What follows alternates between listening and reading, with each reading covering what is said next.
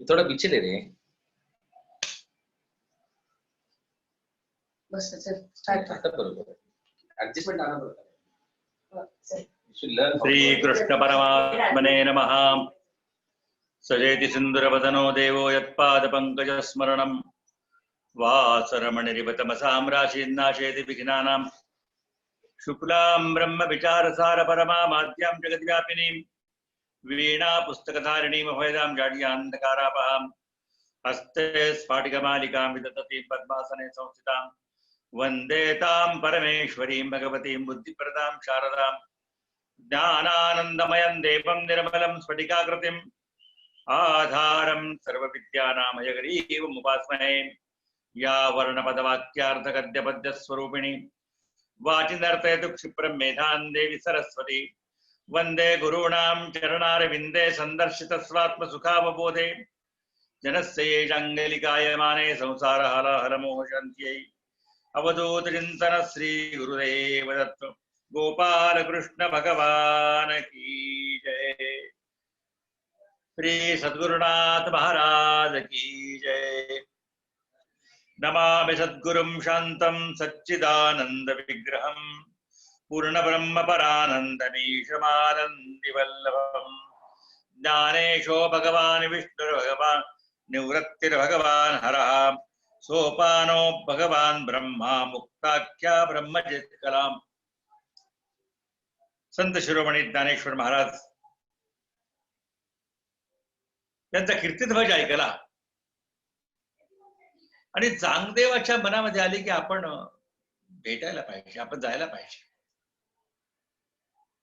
पण खात्री करून घ्यावी म्हणून आपल्या शिष्याना पैठणला पाठवलं, पत्र लिहून पाठवलं आणि त्या पत्राच्या उत्तरार्थ पैठणकरांनी उत्तर दिलं की या घडलेल्या घटना खऱ्या आहेत, आम्ही साक्षी आहोत या घटनेची. म्हणून चांगदेवाने विचार केला की आपण निघूत या, आपण त्यांना भेटूत या आणि निघायची तयारी केली. अगोदर शिष्य पाठवून दिले, शिष्याने माहिती काढली आणि जेव्हा शिष्याला तिथल्या मुलांनी सांगितलं की हे ब्रह्मांडाचे नायक आहेत, त्यांना पत्र दिलं. निवृत्ती ज्ञानदेव सोपान मुक्ताबाई निवृत्तीनाथांच्या हातामध्ये पत्र दिलेले या चांगदेवाच्या शिष्यानी. आणि पत्र घेतलं आणि पाहिलं, पत्रात काहीच लिहिलेलं नव्हतं, कसलाच आशय नव्हता. मग त्यांनी ते पत्र मुक्ताईकडे दिलं. मुक्ताई म्हणते कोरा ते कोराच राहिलाय. 1400 वर्ष साधना करून आणि 4 वेद 6 शास्त्र 18 पुराण 64 कला सगळ्यांचा अभ्यास करून कोराच आहे.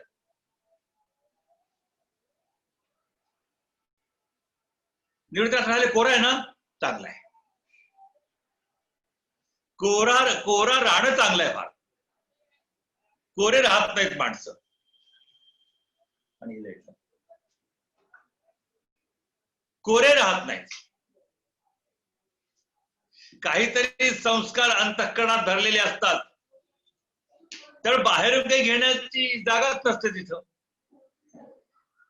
मी अनेकदा सांगितलंय की नळाखाली असल्याला घट भरायचा आहे तर तो घट रिकामा पाहिजे, रिकामा पाहिजे तर त्यात भरता येतो. अगोदर काहीतरी दुसरी वस्तू भरली आहे तर त्यात पाणी भरता येत नाही.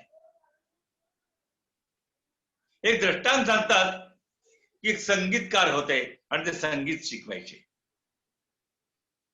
पण संगीत शिकवताना नवीन मुलाकडून ते 5000 रुपये फीस घ्यायचे आणि जे अगोदर संगीत विशारद संगीत मध्यमा झालेले आहेत त्यांना पुढे शिकवण्याकरता 25,000 घ्यायचे.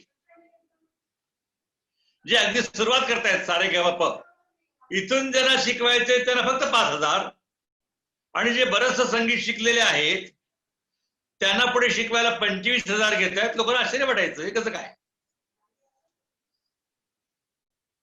एक लोकांमध्ये कुतूहल होतं. तेव्हा अनेकांनी विचारलं की तुम्ही असं काय करता, नवीन विद्यार्थ्यांना जास्त फीस घ्यायला पाहिजे कारण सगळा कोर्स तुम्हाला शिकवायचा आहे आणि हे तर यांचं झालेले जवळजवळ. काही थोडं बहुत त्यांना रिव्हिजन करावं लागत असेल तर तुम्ही 25,000 घेताय. त्या संगीतकाराने उत्तर, गायकाने उत्तर दिलं, हे पहा, माझी फीस 5,000 आहे. नवीन असो जुना असो, माझी फीस 5,000 आहे. मग 20,000 कशा करता? ते म्हणजे त्यांच्यामध्ये जे पूर्वीचं भरलेलं आहे ते काढून टाकलं. कारण पूर्वीचे जे भरलेलं आहे ते काढून टाकणं अवघड आहे. कुठल्याही गोष्टीचं पहा की जे मागे आपले पहिल्यांदा आपल्या मनात भरलं ते सहज जात नाही, ते काढणं फार अवघड आहे. त्याप्रमाणे साधक सुद्धा कोरा असावा लागतो. कारण अगोदरच त्यांचा अंतःकरण पटल जर रंगीबेरंगी झाला असेल तर त्या अंतःकरण पटलावर भगवंताचं चित्र काढायला फार वेळ लागतो. कारण ते रंगीबेरंगी ओरखडे कमी केले पाहिजेत ना, ते काढून टाकले पाहिजे, त्याला स्वच्छ केलं पाहिजे आणि त्यावर भगवंताचं चित्र काढलं पाहिजे, त्याला वेळ लागतो. पण चांगदेव महाराज एवढं करून सुद्धा कोरे होते, हे फार विशेष लक्षात घेण्याजोग आहे. कोरे म्हणजे काही जाणत नव्हते असं नाहीये, हृदय स्वच्छ असलं पाहिजे. कोरपणा त्याला म्हटलंय की ज्याचं हृदय स्वच्छ आहे. नाहीतर एवढ्या विद्या, एवढ्या कला प्राप्त असणारा व्यक्ती किती अहंकारामध्ये बुडाला असता. 4 वेद, 6 शास्त्र, 18 पुराण, तंत्र मंत्र, जारण मारण, ऐंद्रजाल, भूत प्रेत, वशीकरण, 64 विद्या, एवढा अभ्यास करणारा किती अहंकारात बुडाला असता. पण एवढं करून सुद्धा अहंकाराचा लवलेश नाही, म्हणून कोर आहे, म्हणून कोर आहे.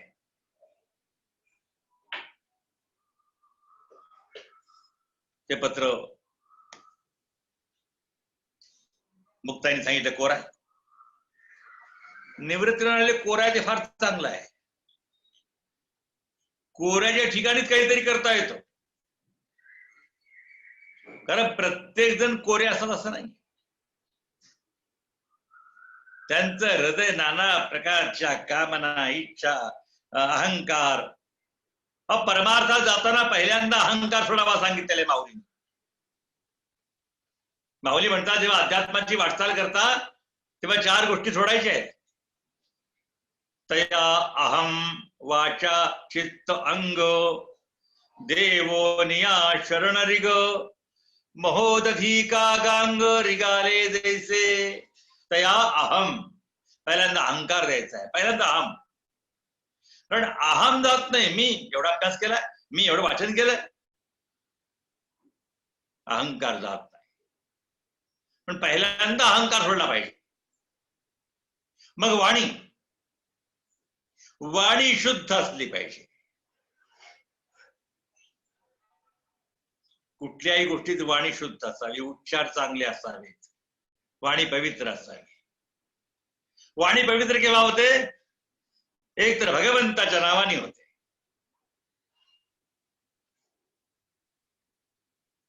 आणि वेदाध्ययनाधिकानी होते. म्हणून वेदाध्ययनादी शिकवत असताना पहिल्यांदा नियम सांगितलेला आहे, त्याला शिक्षा असं म्हणतात. याज्ञवल्क्य शिक्षा वगैरे, वेद शिकवायच्या अगोदर वेद कसा शिकायचा याची माहिती त्यात दिली असते. तर त्यांनी सांगितलेलं आहे, यद्यपि बहुनाधीशे तथापि पठपुत्र व्याकरणम. तू जास्त अभ्यास नाही केला तर चालेल, थोडा बहुत अभ्यास केला तरी चालेल, पण त्या अगोदर तू व्याकरण शिकून घे. कारण जर व्याकरणाचा अभ्यास न केला तर शब्दाचा उच्चार बरोबर होणार नाही, वाणी शुद्ध नसल्यामुळं. स्वजन श्वजनो माभूत. स्वजन म्हणायच्या ऐवजी श्वजन म्हणशील. स्वजन म्हणजे आप्त आणि श्वजन म्हणजे कुत्रे. आप्ताच्या ठिकाणी कुत्रे म्हणशील तू. स्वजन श्वजनो माभूत सकलम शकलम. सकल म्हणजे सगळे, त्या ठिकाणी शकल म्हणशील. शकल म्हणजे तुकडे. बरेच ठिकाणी उत्तर भारतामध्ये रिझर्वेशन, ऑब्जेक्शन, शला स सला श, बरेच लोक नमस्कार म्हणताना नमस्कार, हे विकृती आहे. वाणी अशी असावी की तो शब्द बरोबर निघाला पाहिजे. बरेच लोक नमस्कार, नमस्कार नाहीये, नमस्कार आहे, नमहा. म्हणून सकलम शकलम होऊ देऊ नको. सकल म्हणजे सगळे, शकल म्हणजे तुकडे, आणि सकृत शकृत. सकृत म्हणजे एकदा, सकृत आवर्तन ज्याला म्हणतो आपण. सकृत म्हणजे एकदा आणि शकृत म्हणजे मल. म्हणून वाणी शुद्ध पाहिजे. तया अहम वाचा चित्त, हे चिंतन करणारं चित्त स्वच्छ असलं पाहिजे, कारण ते चिंतन करतं ना. मग जे शुद्ध असेल ते शुद्धतेकडे व्हायला लागतं, अशुद्ध असेल अशुद्धतेकडे व्हायला लागतं. म्हणून ते शुद्ध पाहिजे. आणि अंग शरीर पवित्र पाहिलंच पाहिजे, पवित्र पाळलीच पाहिजे. तया अहम वाचा चित्त अंग देवो निया शरण रिग, महोदधी का गांग रिगाले जैसे. महासागराला गंगा ज्याप्रमाणे जाऊन मिळते त्याप्रमाणे पूर्ण समर्पित होऊन जायला पाहिजे. म्हणून चांगदेव कोरे होते याबद्दल प्रशंसा केलेली आहे. म्हणजे कोर आहे, चांगला आहे, उत्तम आहे. आणि दानोबा तुम्ही त्यांच्यावर कृपा करा म्हणून तो कोरा कागद त्यांच्या हातात दिला आणि सांगितलं आता कोरा ठेवू नका, योग्य पद्धतीने भरा. त्याच्या अंतःकरणावर अन्य कुठल्या विषयाचे चित्र म्हटल्यापेक्षा त्यात परब्रह्माचं चित्र भरून टाका, म्हणजे अंतःकरण पडला. ज्ञानेश्वर महाराजांनी तो कागद घेतला आणि विचार केला काय चांगदेवाला सांगायचं. चांगदेव 64 विद्याचे जाणकार होते, म्हणजे त्यांना 65वी कला दाखवती. त्याच्याही पुढे म्हणजे 64 विद्याच्याही पुढे 65वी कला हे दाखवायचा निर्णय घेतला आणि कला 65वी उकलुनी दाविली. 65वी कला उडून दाखवलेली, म्हणजे त्याचा अर्थ केला असता ब्रह्मज्ञान होईल. ब्रह्मज्ञान हे त्यांना सांगितलेलं आहे आणि 65 ओव्या त्यावर लिहिलेल्या आहेत. लहानचा 65 ओव्याचा ग्रंथ आहे, वाचून पहा.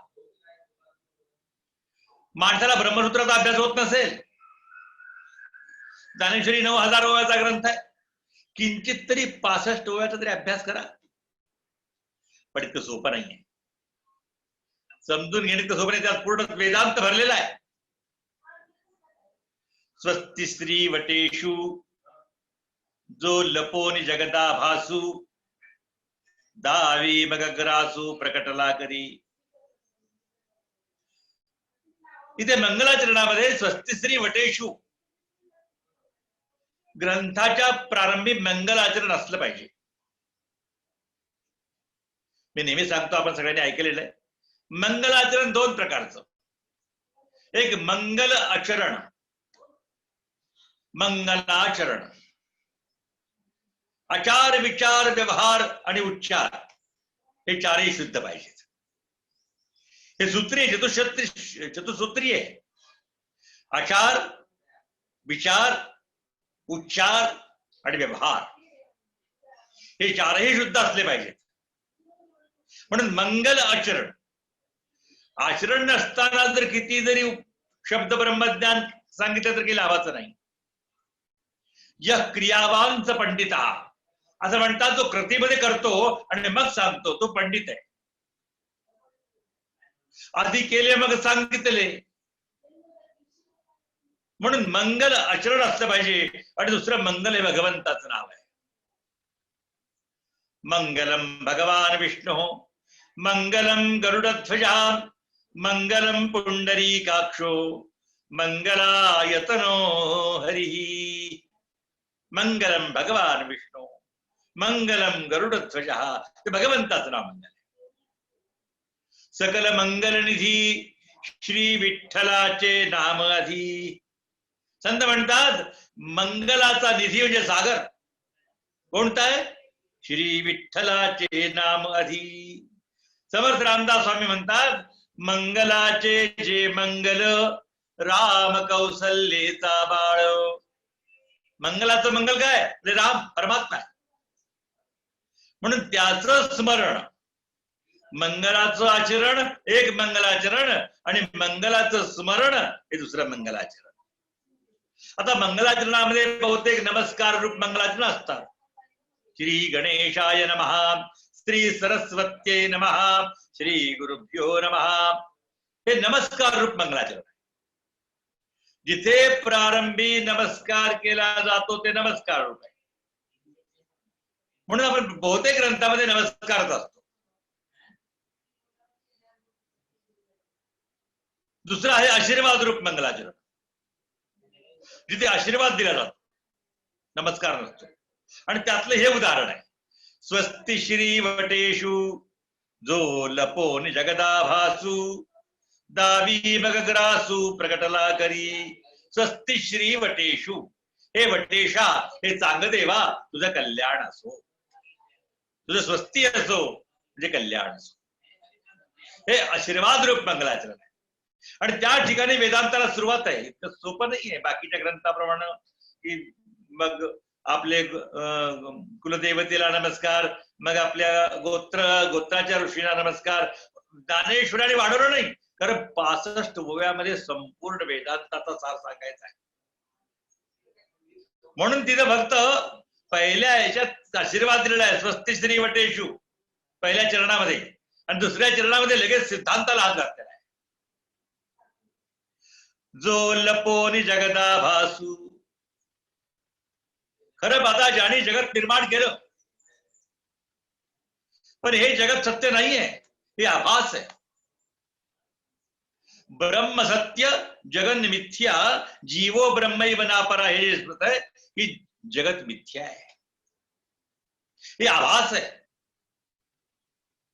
ज्याप्रमाणे थोडा अंधार थोडा प्रकाश आहे, त्यामध्ये दोरी पडली आहे, आणि दोरी पाहिल्याबरोबर आम्हाला भास होतो की तिथे साप आहे.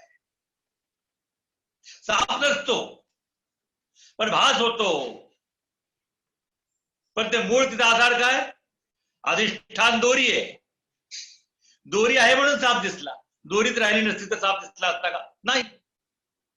कारण थोडस साधर्म्य आहे त्यांच्यामध्ये, आकारामध्ये साधर्म्य आहे, गुणामध्ये नाही आहे. कारण सर्पाचा एकही गुण दोरीमध्ये नाही आहे, फक्त आकार थोडा.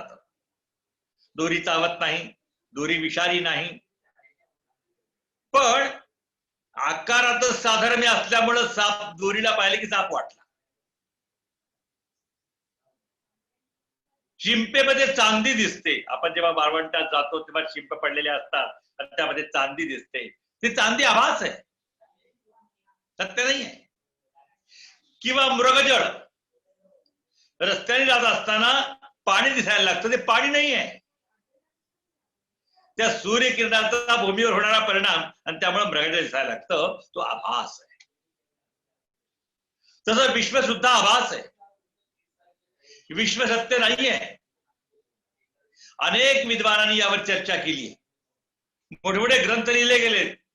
ब्रह्म सत्य जगन मिथ्या. काही लोक मानणारे आहेत, ब्रह्म सत्य मानतात, जगतही सत्य मानतात, द्वैत मतवादी. पण भगवत पूज्यपाद आचार्यांचा जो अद्वैत सिद्धांत आहे त्यामध्ये केवळ अद्वैत आहे. एकमेव अद्वितीय ब्रह्म नेह नानास्ति किंचन. एकमेव अद्वितीय ब्रह्म आहे, ब्रह्मा व्यतिरिक्त काहीच नाही. तुम्ही किती म्हणा तुम्ही वेगळे आम्ही वेगळे, वेगळे पण नाहीच आहे. ही लीला आहे भगवंताची, वेगळे पण दाखवायची, पण तसं नाहीच आहे. एकमेव अद्वितीय ब्रह्म, अद्वितीय आहे. दोनदा सांगितलेलं एकमेव आणि अद्वितीय, एकच आहे. आणि पुनरावृत्ती करून अद्वितीय आहे दुसरा अर्थ नाही असा अर्थ होतो. एवढं विचार केलंय तर मग बाकी दिसतं आम्हाला काय? म्हणजे हे आभास आहे, हे सत्य नाही आहे. सत्य म्हणजे काय? त्रिकाला बाधित जे आहे ते सत्य आहे. आता विश्व सत्य नाही आहे, यामध्ये नित्य परिवर्तन आहे, याची उत्पत्ती झालेली आहे. आकाशात वायु, वायोरग्नि, अग्नेरापः, अध्या पृथ्वी, पृथ्वी औषधया, औषधीभ्यो अन्नम. सगळं हा क्रम आहे, प्रसव क्रम आहे. आकाशातून वायू निर्माण झाला, वायूपासून अग्नी निर्माण झाला, अग्नीपासून पाणी निर्माण झालं, आणि पाण्यापासून पृथ्वी निर्माण झाली. म्हणजे सृष्टीची उत्पत्ती आहे आणि एक दिवस प्रलय आहे, म्हणजे नाश आहे. मग सत्य म्हणताना त्यामध्ये उत्पत्तीही नसते आणि नाशही नसतो, अत्यंत रहित ते आहे, ते परमतत्व आहे. ज्याला आरंभ नाही, निर्मिती नाही आणि ज्याचा शेवट नाही, अंत नाही, ते सत्य आहे. ज्यामध्ये कसलाच विकार निर्माण होत नाही. जगताच्या प्रत्येक पदार्थ मात्रामध्ये विकार निर्माण होतो. अस्ति, जायते, वर्धते, विपरिणमते, विपक्षीयते आणि नश्यते. हे जे विकार आहेत हे प्रत्येक पदार्थ मात्रामध्ये होतात, पण भगवंताच्या ठिकाणी होत नाहीत. अस्ति म्हणता येत नाही. अस्ति म्हणजे केव्हा आहे? जो पूर्वी नव्हता आता आहे तेव्हा. सर्वत्रच आहे तो. जायते निर्माण झाला का? नाही. वर्धते वाढला का? नाही. जसा आहे तसा आहे. त्याच्या स्थितीमध्ये कधीच परिवर्तन होत नाही. त्यावर काही परिणाम झाला का? विपरिणमते नाही. क्षीयते क्षीण झाला का? नाही. नश्यती नाश पावला का परमात्मा? नाही. असे सच्चिदानंद रूप तेच केवळ सत्य आहे. मग या विश्वाचं अधिष्ठान ते परब्रह्म आहे आणि परब्रह्मावर ही आधारलेली पृथ्वी निर्माण झालेली केवळ भास आहे असं मानलेले. भास तो स्वतः निर्माण करणारा परमात्मा किंवा सृष्टी ही परमात्माच आहे. कारण उपादान कारणाने निमित्त कारणाने निर्मिती होते. घट निर्माण करण्याकरता कुंभार पाहिजे आणि माती पाहिजे. यात उपादान कारणाने निमित्त कारण दोन गोष्टी आवश्यक असतात. तसं विश्वाची निर्मिती काहीच नसताना नासदीय सुक्ताप्रमाणे नासदासीन नोसदासीन, त्या सत्यही नव्हतं, असत्यही नव्हतं, काहीच नव्हतं. ना माती होती, ना दगड होते, ना पर्वत होते, ना डोंगर होते, ना वृक्ष होते, काहीच नव्हतं. मग झालं कसं निर्माण? तर दोन्ही कारण परमात्माच झाला. निमित्त कारण तोच झाला, उपादान कारण तोच झाला. म्हणजे कुंभार होता, माती नव्हती, भगवंतच त्या रूपात नटला आणि विश्वाची निर्मिती झाली. आणि एवढं करून तो परत लपला. आता विश्व पाहताना परमात्म्याची जाणीव किती लोकांना होते? नाही होत. विश्व सत्य मानायला लागतात. आता मी ज्या जागेवर बसलो, ज्या आसनावर बसलो, ते असं नाही कसं म्हणणार? असा आमचा विश्वास त्यावर बसला आणि आम्ही मूळ तत्वाला विसरलो. म्हणून तो परमात्मा त्याचं अधिष्ठान कारण असल्यामुळं तो सत्य आहे आणि त्याच्यावर अधिष्ठित हे निर्माण झालेला भास आहे. म्हणून परमात्मा त्यांनी काय केलं? जगत निर्माण करून भास आभास दाखवला आणि जो लपोनी तो लपलाय. त्याला शोधून काढायचे आपल्याला. स्वस्ति श्री वटेषु जो लपोनी जगदाभासु दावी मगरासू प्रगटला करी. अशा प्रकारे वर्णन त्याचं केलेलं आहे. खरं पाहता परमात्माच सत्य आहे. हा फार मोठा उपनिषदांचा सिद्धांत आहे. चांगदेव पासष्टीची एक एक ओवी चिंतन करण्यासारखी आहे. निदान वाचून तरी काढा. तेवढा ग्रह संग्रही असावा. ज्ञानेश्वरांचे सगळे ग्रंथ संग्रही आहेत, सगळ्या संतांचे संग्रह आहेत. पण ज्ञानेश्वरांची प्रतिभा परमात्माच तो. त्याला कुणाकडून शिकायचं नव्हतं, काही नव्हतं.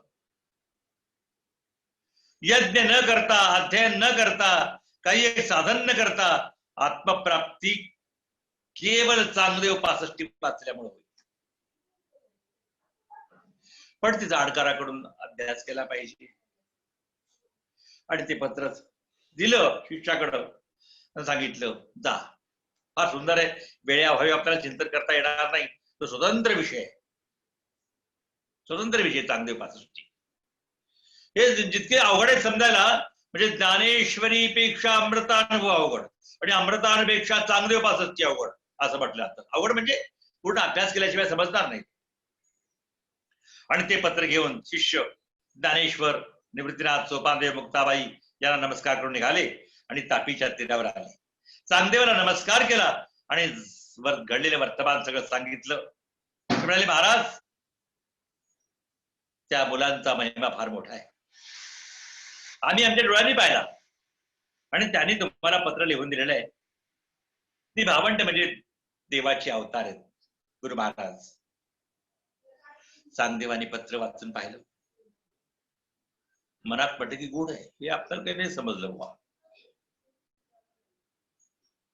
आम्ही एवढा अभ्यास केला, 4 वेद, 6 शास्त्र, 18 पुराण, 64 कला, 14 विद्या, सगळ्या, पण याचा अर्थ नाही कळाला. कसा कळेल? गुरुकृपेशिवाय नाही कळणार. चांगले म्हणतात आपली बुद्धी चालत नाही याच्यामध्ये, याचा अर्थ कळत नाही. आणि एवढा मी अज्ञानी आहे, म्हणजे त्या मुलाने लिहिलं त्याचा अर्थ मला कळत नाही आणि माझा तरी अहंकार जात नाही. माझ्या डोळ्यावर तिमिर आले, अहंकाराचं तिमिर आलेलं आहे. मला हित कळत नाही. मी सर्व कृत्रिम साधनं केली आहेत लोकांना फसवण्याकरता. त्यामुळे माझी अशी दशा झाली. ज्यांची कीर्ती मी कानानं ऐकली त्यांना प्रत्यक्ष डोळ्यांनी पाहावं, त्याशिवाय माझ्या यमयात्रा सुटणार नाही. फसवणार कुणाला? नाना प्रकारचे उदरनिमित्तम बहुकृतवेशम ढोंग करून सोंग करून फसवताय कुणाला? स्वतःला. जगाचा काही फरक पडणार नाही, पण फसवताय स्वतःला. आणि प्रत्येक कर्माचा साक्षी आहे परमात्मा. सोम सूर्यो यमो कालो महाभूतानि पंचच. चंद्र सूर्य यम काल आणि पंचमहाभूत हे प्रत्येक वेळी आपले साक्षी असतात. प्रत्येक कृतीची नोंद होते. त्याने आपल्या शिष्याना बोलावलं, म्हणजे चला आपण तयारी करा, आपण जाऊत या, त्यांच्या दर्शनाकरता जाऊत या, भेटी करता जाऊत या. मग अनेक आपले गुरु सगळ्यात मोठे दिसले पाहिजेत आता फार लोकांचा आग्रह असतो.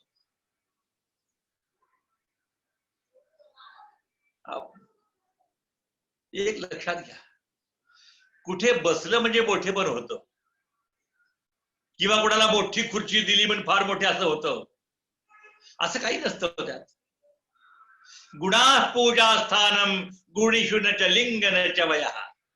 मोठेपण वयात नाही, स्त्री का पुरुष ह्याच्यामध्ये नाहीये, किंवा कुठे शिखरावर बसलाय म्हणून मोठा असं नाहीये. प्रासाद शिखरारूढो काकः किम गरुडा येते. मंदिराच्या शिखरावर कावळा बसला म्हणून तो काही गरुड होत नाही. त्यामुळे कोण कुठे बसला याला महत्व नाहीये, संतत्व भाग वेगळा आहे. पण शिष्याला वाटतं आपले गुरु मोठे दिसले पाहिजे. बरेच ठिकाणी असे प्रयोग चालतात. सगळ्याकरता काही कार्यक्रम असला, सगळ्याकरता आसनं टाकली, खुर्च्या टाकलेल्या असतात. काही शिष्यमंडळी आपल्या गुरूंची वेगळी खुर्ची आणून तिथे ठेवतात, म्हणजे आमचे गुरु वेगळे वाटले पाहिजे. हा वेगळे असतातच, कळालं लोकांना कळून चुकतात, वेगळे असतातच. शिष्याने म्हटले, महाराज आपण असं नाही द्यायचं, आमचे गुरु म्हणजे आमचे गुरु असले पाहिजे.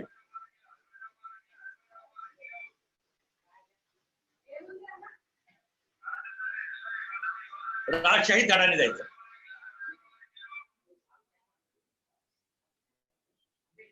वैभवानी चला, आणि आपलं वैभव पाहून ते तुम्हाला शरण आले पाहिजे. अनेकांची अपेक्षा, दुसऱ्या संतांनी मला नमस्कार करावा अपेक्षा असते. तसं आपलं वैभव पाहून ते येतील, शरण येतील आपल्याला. सगळी तयारी केली, चांग तयारी केलेली आहे. वाघाला वश केलंय, सर्पाला वश केलेलं आहे, रथ घोडे वाहन सिद्ध केलेली आहेत, आणि सगळा समुदाय हजारोच्या निघालेला आहे. शिष्याने सांगितलं, महाराज तुम्ही वाघावर बसा, आता चाबूक घ्या सर्पाचा. चांगदेव महाराज अशी बसून निघालेले.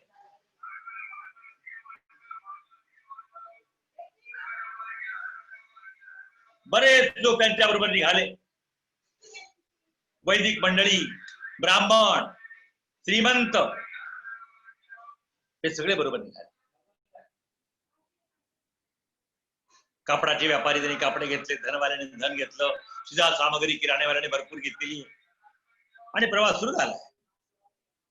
वाटेत भाट आहे, त्याची स्तुती करतायत. हत्तीवर वाजंत्री, रथावर पताका. ते निघाले म्हणजे असं वाटायचं की काहीतरी राजा महाराजा चाललेले आहेत.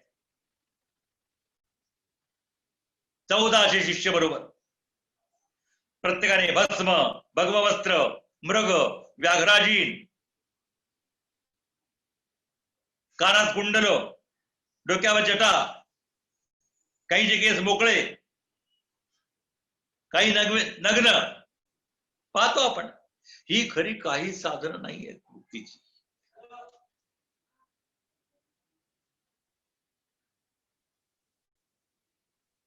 काहीच्या अंगात कफण्या, काही फलाहारी, काही जलाहारी, काही दुग्धाहारी, काहीच्या डोळ्यामध्ये अंजन. सत्याचा दुष्काळ आणि असत्याची बाजारपेठ असा ताफा चाललेला आहे. रस्त्यावरचे लोक समोर यायचे, लोटांगण घालायचे, नाना प्रकारच्या वस्तू द्यायचे, कपडे द्यायचे. असा प्रवास करीत पुणतांब्याला आले. पुणतांबे गोदावरीच्या काठावर पवित्र क्षेत्र आहे. गोदावरीने स्नान केलं, संध्यावंदन केलेलं आहे, गोदान केलेलं आहे, पिंड प्रदान केलेलं आहे. कधी कर्म चुकायचे नाही. चांगले महाराज त्याशिवाय एवढं प्राप्त होतच नाही हो. ज्ञानेश्वरासारखे गुरु भेटणं, मुक्ताईसारखे गुरु भेटणं हे सामान्य गोष्ट काय. हे होण्याकरता ईश्वराराधन धिया स्वधर्मा चरणात सताम ईश प्रसादस्तद्रूप सुलभ चात्र. सद्गुरु काय सांगितलेलंय, ईश्वराची भक्ती असली पाहिजे. मूळ तुम्ही काय अध्ययन केलं काय नाही केलं बाजूला सोडून द्या. आपल्या अंतःकरणामध्ये परमेश्वराबद्दलची अत्यंत प्रीती, अत्यंत भक्ती असली पाहिजे. ईश्वराराधन धिया, मी जे कर्म करतोय ते परमेश्वराची आराधनाच आहे असा भाव असला पाहिजे. आत्मा त्वं गिरिजामती सहचरा प्राणा शरीरम ग्रहम पूजा ते विषयोपभोग रचना निद्रा समाधि स्थिति संचार पदयो प्रदक्षिण विधि स्तोत्राणि सर्वा गिरौ यद्यत् कर्म करोमि तत्तदखिलम शंभो तवाराधनम. यत् यत् कर्म करोमि, मी जे जे कर्म करतोय ते सगळं शंभो तवाराधनम, परमेश्वरा ते तुमचीच आराधना आहे असा भाव असला पाहिजे. म्हणून ईश्वराराधन धिया स्वधर्माचरणात सताम, आपल्या धर्माचं पूर्णपणे आचरण करणार. हे धर्माचं आचरण आहे. श्राद्धादी कर्म करणे हे धर्माचं एक अंग आहे. आणि पितरांचे आशीर्वाद घेतल्याशिवाय प्रगती कशी होईल, उद्धार कशी होईल. पितरांचे शाप जिथे येतात तो वंश निर्वंश होऊन जातो. म्हणून 7 पिढ्यापर्यंत संबंध सांगितलेला आहे. 3 पिढ्या तर दरवर्षी श्राद्ध करतात करणारे. नाहीतर आजकाल बरेच लोक नाही, आम्ही श्राद्ध करत नाही हो, आम्ही विद्यार्थ्यांची फीस भरतो, आम्ही गरिबांना. ते करा, पण हेही करा. याच्याऐवजी हे अध्यात्मात नाही, कुठल्याही गोष्टीला पर्याय नाही. असं झालं पाहिजे, असंच झालं पाहिजे असे सिद्धांत आहे. नाही याच्याऐवजी आम्ही गोरगरिबांना अन्न वाटतो, आम्ही अनाथ विद्यालयात मदत करतो. करा, मदत करणं गृहस्थाश्रमाचा पहिला धर्म आहे. पण याच्या ऐवजी असं नाहीये. आणि चांगदेव महाराज धर्मनिष्ठ आहेत. म्हणून ईश्वराराधन धिया स्वधर्माचरणात सताम आणि ईश प्रसादस्तद्रूप. केवळ धर्म भगवंताची उपासना करायची, धर्म सोडायचा तरी परमात्मा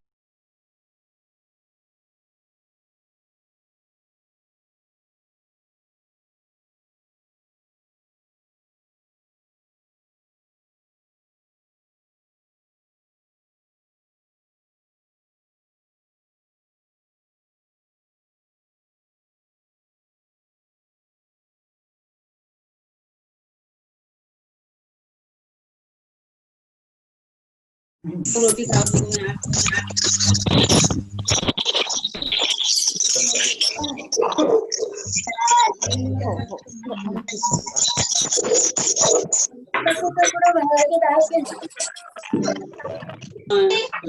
ईश्वराराधन धिया चरणात सताम तद्रूपः. भगवंताला धर्मप्रिय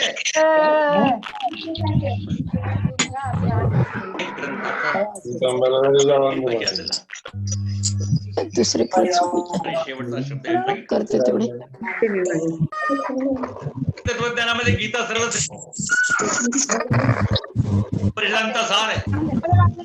भगवद्गीतासु विद्यायाम शास्त्रे मांडलेली आहे. दुसरे पहिला शब्द काय? धर्म.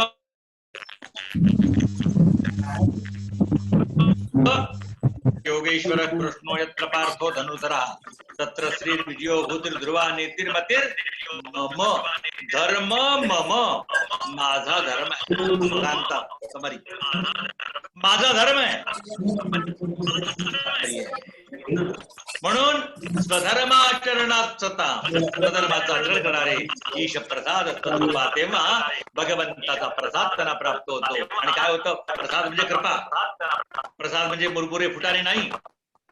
चित्तम प्रसादयती ती प्रसाद.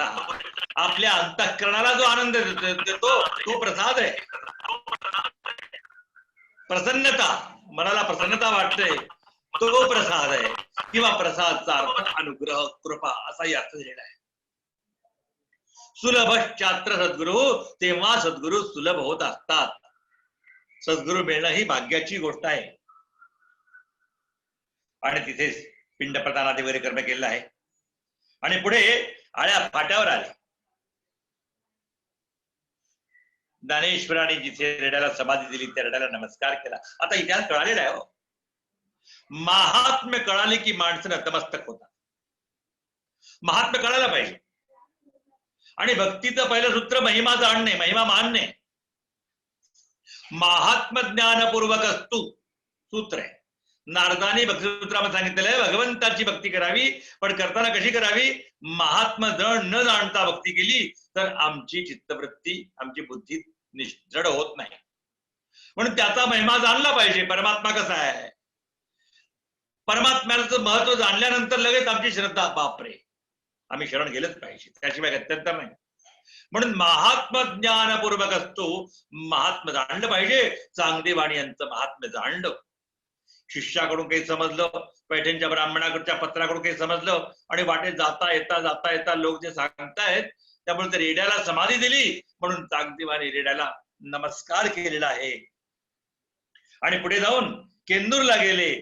तिथे कान्हो पाठकांची प्रार्थना केली आणि कान्हो पाठकाला सोबत घेतलं. आणि तिथून ते पुढे प्रवास करता करता भीमेच्या काठावर आले. तिथे स्नान केलं आणि पुढे तिथून 2 ब्राह्मण आळंदीला पाठवले आणि सांगितलं की चांगदेव महाराज येत आहेत. काय गरज आहे? संतांच्या देवत दर्शनाला जायला काय सूचना द्यायची असते काय अगोदर? पूर्व प्रोग्रामिंग करून आम्ही आपल्या भेटीला येणार आहोत म्हणजे तयारी करा आमच्या स्वागताची, असा अर्थ. सद्गुरूंच्या भेटीला जायला, देवाच्या दर्शनाला जायला अगोदर सूचना करायची गरज नाही. मला तर असं वाटतं की जावं, रांगेत थांबावं, चुपचाप दर्शन घेऊन मोकळं व्हावं. ते VIP कोट्यामध्ये दर्शन नको. सगळ्या भक्ताबरोबर आपण रांगेत थांबणं, मुखाने नामस्मरण घेत पाऊल टाकणं आणि जाऊन भगवंताचं दर्शन घेणं, यात जो आनंद आहे तो VIP सारखे गेले, एकदम देवाला नमस्कार केला आणि परत आले, याला अर्थ नाही. माणसं पाठवण्याची गरज नाही. पण चांगदेवानी एकदा अंगामध्ये हे गुण भरले ना, मग जात नाहीच सहसा. सांगा की ज्ञानेश्वरांना आम्ही येतो. आणि काही सेवक गेले आळंदीला आणि निरोप सांगितला. तिथे सकाळची वेळ होती आणि भिंतीवर एक 4 भावंड बसली होती.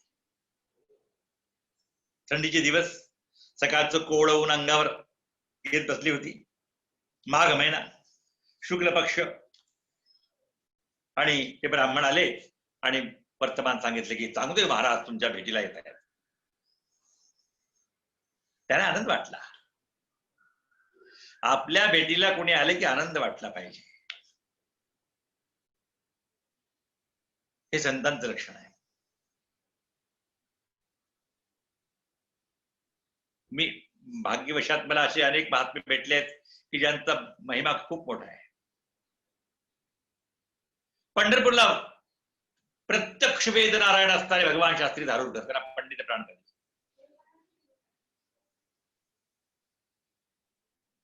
झोपेत जरी कुठल्याही याचा प्रश्न विचारला, वेद उपनिषद 6 शास्त्र 18 पुराण कुठलाही प्रश्न विचारला, प्रत्यक्ष सरस्वती पुत्र होते. आणि जेवढी नामांकित मंडळी संत म्हणून त्यावेळी गणला गेली होती ना, म्हणजे डोंगरे महाराज, दुंडा महाराज, देगलूरकर, हे सगळे त्यांचे विद्यार्थी. गोपाळ शास्त्री गोरे, बाबा भैरट, बाळशास्त्री हरिदास, ज्यांची नावं मोठी आपण घेतो ते सुद्धा त्यांचे विद्यार्थी होते. पण आम्ही गेले की इतकं अगत्य करायचं आम्हाला संकोच व्हायचा. म्हणजे संत महात्मे किती मोठे असतात त्यांच्या मागण्याहून करतो. पंढरपुरामध्ये कृष्णम भट्ट घनगुरुजी होते, ज्यांच्याबद्दल शुक्ल यजुर्वेदाचे सम्राट असलेले श्री कृष्णशास्त्री गोडसे हे म्हणाले होते की माझा घनपाठ कृष्णम भट्ट गुरुजीने ऐकावा, आणि ते जर म्हणाले बरोबर आहे तर मी घनपाठी नाही तर नाही. असे कृष्णम भट्ट गंगुरुजी वेदाध्ययन करून त्यावर 1 पैसाही न घेणारे इतके विरक्त त्यांच्या घरी गेले की ते असं करायचे की आम्ही परमात्मा त्यांच्या घरी गेलो, इतक्या भक्तिभावाने ते स्वागत करायचे. हो, त्यांना तत्व कळाले ना. न जाने किस वेश में नारायण मिल जाए.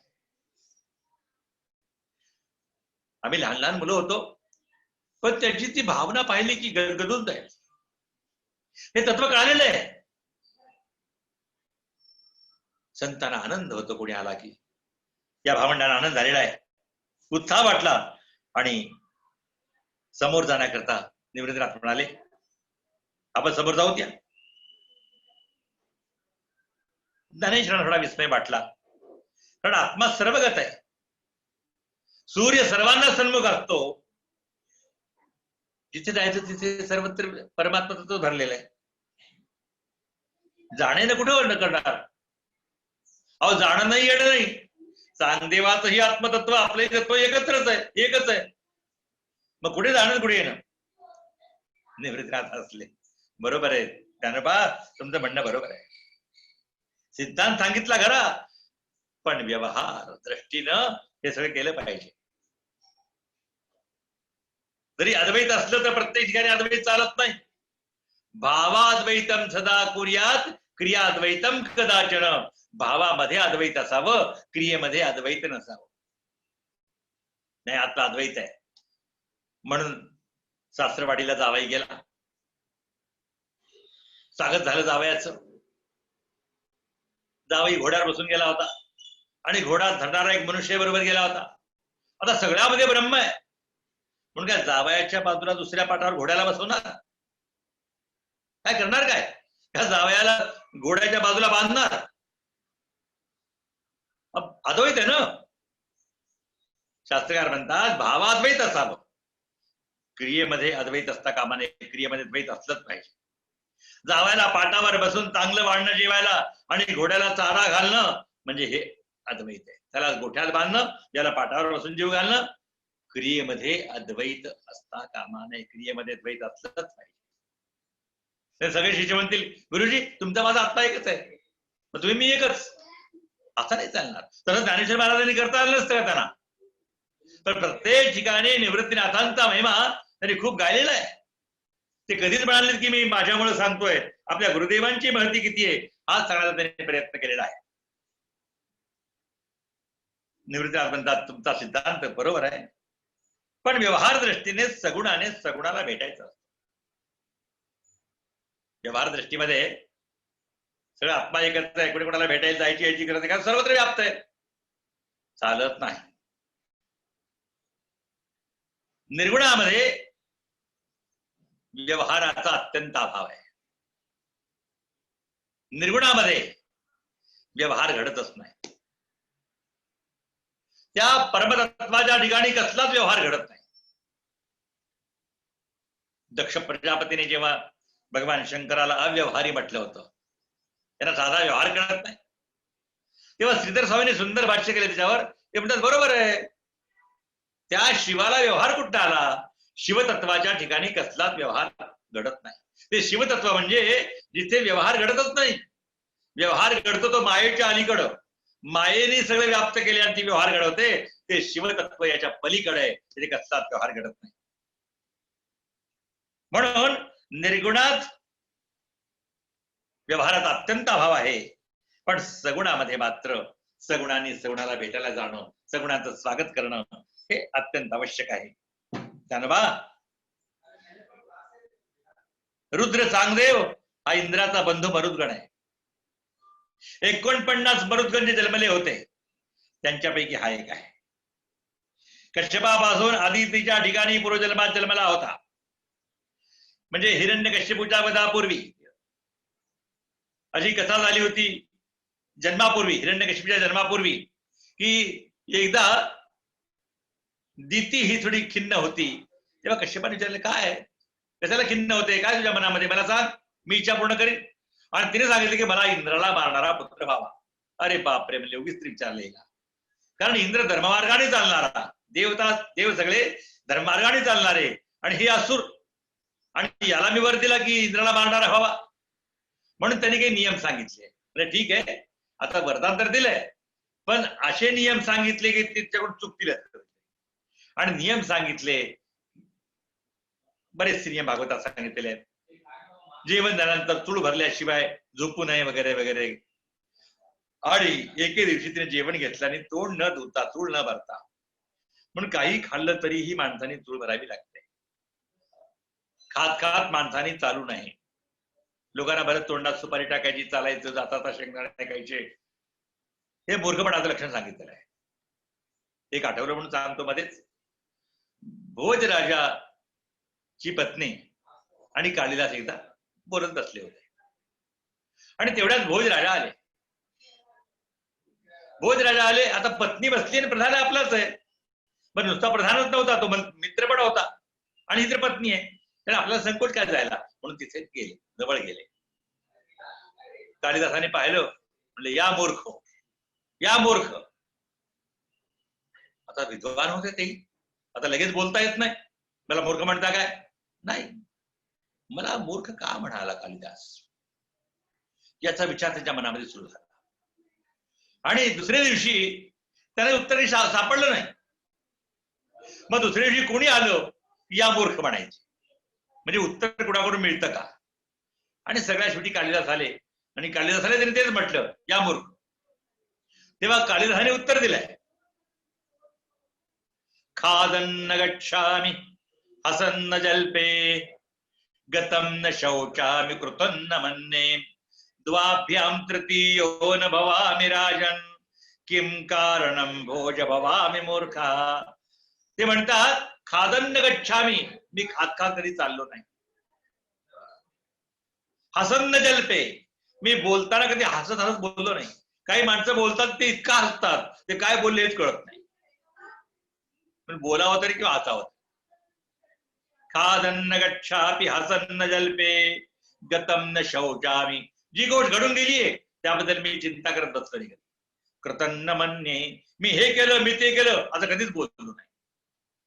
द्वाभ्याम तृतीयो न भवामि राजन, दोघे बोलत असताना मी तिसरा तिथे टपकलो नाही, मी गेलो नाही.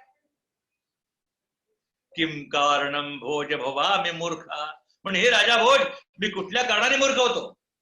तेव्हा भोजांच्या लक्षात आलं की दोघे बोलताना आपण आलो होतो. असो, तर खात असताना बसून खायचंय आणि खाल्ल्यानंतर तोंड धुवायचंय. चालता चालता खाणं हे मूर्ख लक्षण सांगितलेलं आहे. फक्त इथं ऐका, बाकी लग्ना कार्यात गेला म्हणजे तुम्हाला चालता चालताच खावं लागणार आहे. आणि रात्री तशी झोपी गेली. इंद्र तिथे नव्हता, इंद्राने पाहिलं आई चुकली आपली, म्हणून त्यांनी तिच्या पोटातल्या गर्भाचे 7 तुकडे केले. लेझर ऑपरेशन, भारतातलं पहिलं लेझर ऑपरेशन आहे.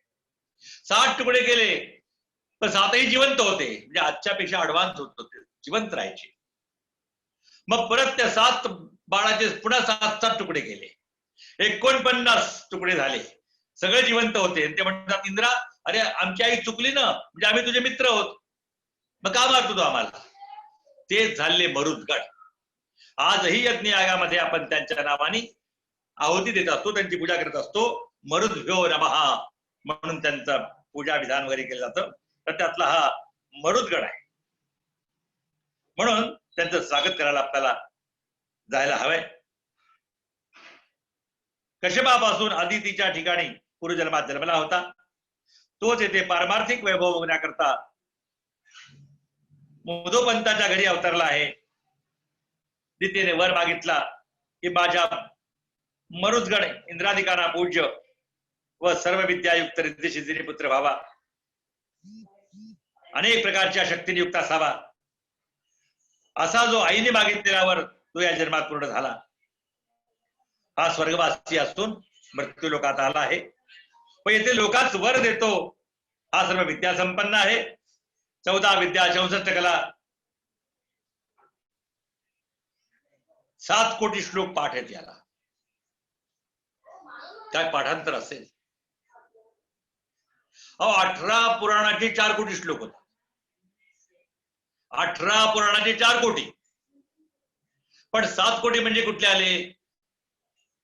म्हणजे वेदाचे 1 लाख, ज्योतिषाचे 4 लाख, योगाचे 1 लाख, असे सगळे विश्वातलं जेवढं ज्ञान 7 कोटी श्लोक पाठ होते असं लिहिलेलं त्याच्या चरित्रामध्ये.